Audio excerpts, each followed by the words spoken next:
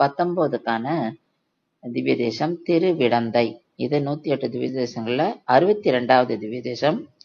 இது தமிழ்நாட்டுல சென்னையில ஈசிஆர் ரோட்ல இருக்கு. மகாபலிபுரத்துக்கும் கோவளத்துக்கும் அருகில இருக்கு. இங்க எழுதியிருக்கும் பெருமாள் மூலவர், ஆதிவராகர், உற்சவர், நித்திய கல்யாண பெருமாள். இங்க ஆதிவராகர் தன்னுடைய இடது தொடையில ஸ்ரீ மகாலட்சுமியை ஏந்தின்றிருக்கார். அவருடைய இடது கால் கீழே ஆதிசேஷனும் அவருடைய பத்தினியும் நம்ம பார்க்கிறோம். வலது கால் பூமியை தொட்டா மாதிரி இருக்கும்.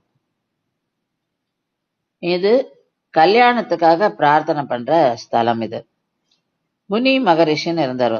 அவர் தன்னோட பொண்ணை காலவ ரிஷிக்கு கல்யாணம் பண்ணி தரார். இந்த காலவ ரிஷிக்கு குனி ரிஷியோட பொண்ணுக்கும் 360 பெண்கள் பிறக்கிறா. அவளுக்கு எப்படி இந்த பெண்கள் இத்தனை பேருக்கும் கல்யாணம் பண்ணி வைக்கிறது அப்படின்னு கவலையா இருந்தது. அவ 2 பேரும் இந்த இடத்துல தபஸ் பண்றா. அப்போ பெருமாள்ல மாப்பிள்ளை மாதிரி வர முதல் பொண்ணை கல்யாணம் பண்ணிக்க. அப்ப மீதி பெண்களை அப்படி கல்யாணம் பண்ணி வைப்பேன் கவலைப்படுறதுனால ஒரு நாளையும் பெருமாள் வந்து ஒரு பொண்ணையா கேட்டு கல்யாணம் பண்ணிக்கிறார். அப்போ 360வது பெண்ணை கல்யாணம் பண்ணிக்க வரும்போது பெருமாள் என்ன பண்றாருன்னா, ஏன்னா இவ 360 பேரையுமே ஒன்னா ஆக்கிடுறார். அப்ப இந்த 360 பெண்கள் ஒன்னா சேர்ந்து ஒரே நாச்சியாரா மாறிடுறா. அந்த நாச்சியார் தான் அகிலவல்லி நாச்சியார்.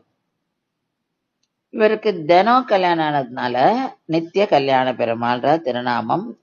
அதனால இவருக்கு வந்து தினமே இங்க வந்து கல்யாண உற்சவம் நடக்கிறது.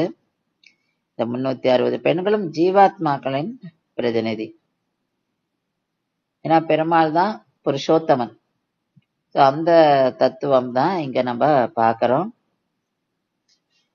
இடது மடியில தாயார் ஏந்தின்னு இருக்கிறதுனால இட வெந்தை அப்படின்ற இந்த இடத்துக்கு பேரு. அப்ப திரு இடவெந்தை, அது வந்து இப்ப திருவிடந்தை அப்படின்னு அழைக்கப்படுறது. ஸ்ரீமதே ராமானுஜாய நமஹ.